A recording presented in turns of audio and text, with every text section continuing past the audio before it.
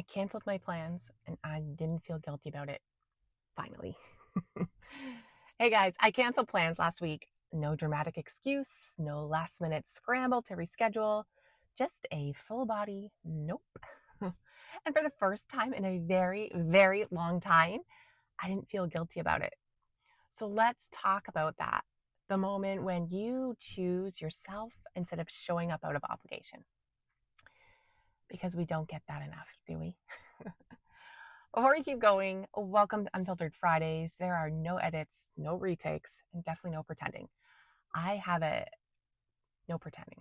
No pretending I have it all together. If you're new here, my regular content is all about helping overwhelmed moms take the pressure off. But here, it's about showing up as we are, messy, real, whether that's your hair in a messy bun, but still worthy of rest.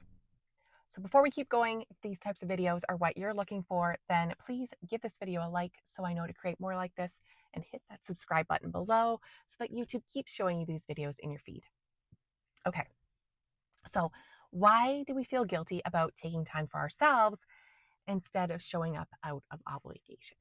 Well, we've been trained, especially as women, to feel responsible for everyone's experience, to be available, to be agreeable, to make sure that no one is disappointed, even if that means pushing through exhaustion with a fake smile and a low-grade resentment headache. We're taught that canceling makes us flaky, that protecting our peace is selfish, that being nice means showing up no matter how depleted we are. So we do it. We say yes when really we mean no. We over-explain. We send that "I'm so sorry" text full of emojis and self-depreciation, like we're trying to earn forgiveness for simply being tired and not wanting to go. But what if canceling plans isn't a failure? What if we reframe that as a form of self-respect? Because I didn't cancel because I don't care about my friend. I canceled because I was maxed out. Because my body was whispering to me, slow down. And I finally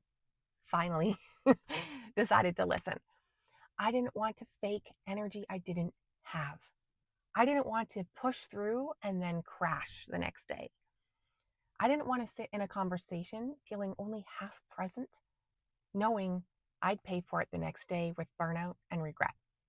And you know what happened when I canceled? Nothing catastrophic. My friend understood. The sun still rose the next day, and I didn't get in trouble or lose my worth or disappoint someone beyond repair. I just honored what I needed at that time. And it felt revolutionary because I don't think we realize how often we override ourselves, how often we treat rest like a reward instead of a right, how often we force ourselves to show up so that no one else feels let down, while completely ignoring the fact that we're already running on fumes. We'll disappoint ourselves before we disappoint someone else. We'll break our own boundaries so we don't have to sit in the discomfort of someone else's reaction. But here's what I'm learning. The discomfort of disappointing someone else is temporary. The damage of constantly abandoning yourself, that lingers. That lingers a long time. So I didn't send a long explanation. I didn't over apologize. I didn't pretend to have some last minute emergency. I just said, hey, I need to take tonight off. I hope that's okay and we can reschedule for next week. And guess what? It was okay. In fact, the next day I felt better. I wasn't burnt out. I wasn't resentful. I didn't have that lingering, why did I go feeling that usually shows up when I ignore my own capacity. I had more energy for my family. I had more patience for my children in the day ahead. And I had a little more of me to give because I'd actually given something to myself.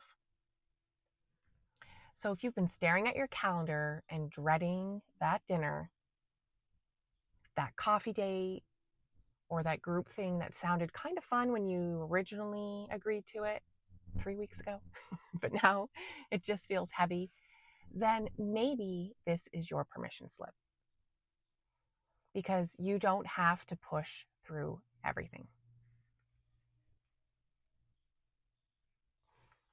Oh, there we go. Sorry, notification popped up. Sorry. You don't have to push through. You don't have to make up a story. You don't have to go just because you said you would. You're allowed to change your mind. You're allowed to honor where you're at. You're allowed to say, I just can't tonight, and let that be enough. Guys, sorry, I'm going to have to make sure I do these notifications next time. Protecting your energy doesn't make you rude. It makes you honest. It makes you whole. And the people who truly love you, they'll understand, because chances are they're tired too. They've had those nights and they've pushed through and regretted it themselves. Okay, sorry. So many notifications. I had to stop and go again. So what was I saying again? Right. They'll understand, because the chances are that they're tired too, right? They've had those nights, they've pushed through and they've regretted it. And maybe they'll even feel relief that you went first. So here's to normalizing the no, the rest, the staying home, the choosing you. It doesn't make you unreliable. It makes you real. And honestly, that's who I want to be around anyways. Okay. So after all of those notifications stopping us, that wraps up another Unfiltered Friday. So if this hits home, drop a comment and a like and let me know. I love hearing what's resonating. And if you're into honest motherhood content that skips the fluff, hit like and subscribe so that you don't miss next week's Real Talk.